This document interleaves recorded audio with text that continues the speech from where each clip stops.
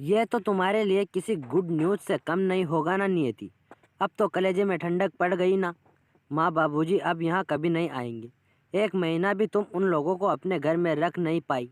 छी नियति, शर्म आती है मुझे तुम पर। कैसे बहू हो तुम, जिसे अपने सास ससुर का साथ रहना रास नहीं आया।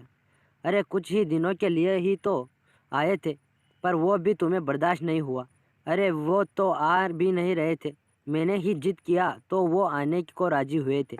पर यहाँ तुमने उन्हें इतना सताया कि वो यहाँ से जल्दी चले गए। गुस्से से नितिन नियति को बोल रहा था, देखो नितिन, ये ऐसी तोहमत लगाना बंद करो। और मैंने उन्हें नहीं भगाया, बल्कि वो अपनी मर्जी से गए हैं यहाँ से। और देखो, जाते जाते भी उन्हें चैन नहीं आया, इसलिए हम दोनों में फूट डाल कर चले गए। तभी तुम्हारे मुंह से ऐसी कड़वी बोली फूट रही है मेरे लिए। नितिन गुस्से से तिलमिलाते हुए नीति कहती है, खबरदार जो ऐसा कहा तो। नियति, और हाँ, मेरे माँ बाबूजी ने एक लफ्ज़ भी नहीं कहा। इतना होने के बाद भी, पर मेरी भी आंखें हैं जो देख लेती हैं तुम्हारी हरकतों को। अरे उनका उठना बैठना भी तुम्हारी आंखों में खटक जाता था। अभी उसी दिन तो बोल रही थी मुझे कि तुम्हारे माता पिताजी दिन भर सोफा पर बैठकर टीवी देखते रहते हैं। ऐसे में मेरी प्राइवेसी ख़त्म हो रही है। वो तो बेचारे ऐसे ही एक जगह बैठे रहते थे, पर यह भी तुम्हें खटकता था। इसी तरह 10 दिन पहले जब बाबूजी मार्केट से लाल साग लेकर आए थे और उन्होंने कहा कि आज बहू खाने में लाल साग बना देना, तब तुमने क्या कहा याद है?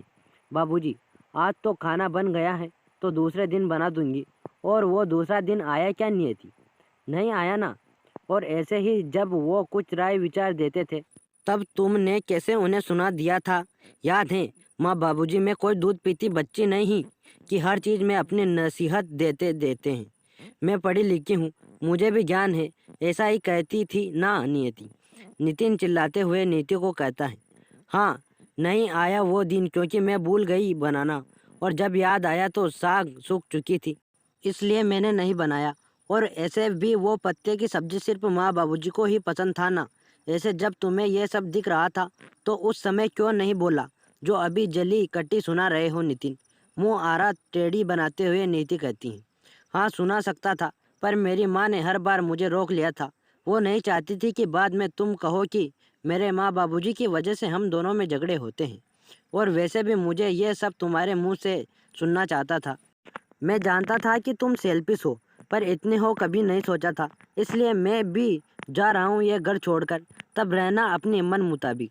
आज मेरे माँ बाबूजी तुम्हारी प्राइवेसी में खटक रहे हैं, कल मैं, इसलिए रहो अकेले अपनी मनमर्जी के अनुसार। ऐसा कहकर गुस्से से नितिन अपना बैग निकाल कर कपड़े भरने लगता है, जिसे देखकर नियति डर जाती है और मन ही मन सोचने लगती, कहीं ऐसा ही में नितिन उसे छोड़कर ना चला जाए। उसे अब तक ये भ्रम था कि नितिन उसे बेइंतहा मोहब्बत करता है, इसलिए कभी उसे छोड़ने की बात नहीं करेगा। पर आज यह भ्रम उसका टूट रहा था, इसलिए वो स्थिति की नाजुकता को देखते हुए नितिन का हाथ पकड़ लेती हैं। फिर कहती हैं, मुझे माफ़ कर दो नितिन, मैं ऐसी गलती फिर दोबारा नहीं करूँगी। पर तुम ऐसे मुझे छोड़कर मत जाओ, मैं तुमसे बहुत प्यार करती हूँ। तुम चले जाओगे तो मैं कैसे जीऊँगी नितिन? प्लीज़ नितिन, मुझे माफ़ कर दो। हाँ, मैंने माँ बाबूजी को सताया क्योंकि मैं नहीं चाहती थी कि वो हम दोनों के बीच आए और हमारी ज़िंदगी में दखलंदाजी करे। मैं स्वार्थी हो गई थी नितिन, पर अब ऐसा नहीं होगा नितिन, वादा। कैसे विश्वास कर लूँ नियति तुम्हारी बातों पर? मुझे तुमसे यह उम्मीद नहीं थी। मैंने भी तुमसे सच्ची मोहब्बत की है नियति, पर अपने माँ बाबूजी के प्यार और उनके सम्मान से ज़्यादा नहीं। जिस प्रकार तुम कुछ सालों के प्रेम से दूर जाने के डर से भयभीत हो गई, सोचो मेरे माता पिता ने जो मुझे प्रेम दिया है, 28 साल उनकी हालत क्या होगी।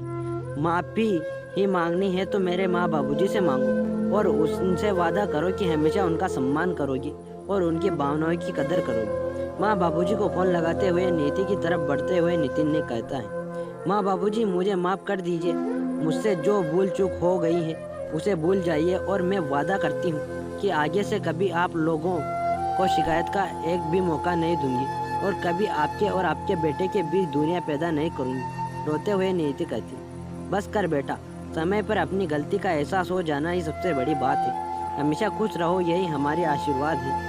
कहकर नितिन के माता पिता फ़ोन रख देते हैं। इस तसल्ली के साथ ही उम्र के अगले पड़ाव में फिर कभी ऐसा समय दोबारा नहीं आए। फिर ये पाठ को अक्सर देखा गया है कि जब बेटा बहू बाहर अपने माता पिता से दूर शहर में रहते हैं और ऐसे में कुछ दिनों के लिए सास ससुर बहू बेटे के पास रहने जाते हैं तो बहू को सास ससुर का आना कुछ खटक सा जाता है और वो हर संभव कोशिश करती हैं अपने सास ससुर को जल्दी वहाँ से भगाने की, जो बहुत गलत है।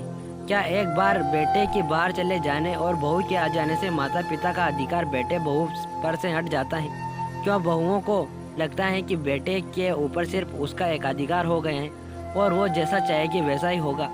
यह एक विचारणीय प्रश्न है। इसलिए समय रहते ही बेटे को बहू के सोच आईने दिखा देना चाहिए ताकि वो भविष्य में ऐसी गलती दोबारा ना करे।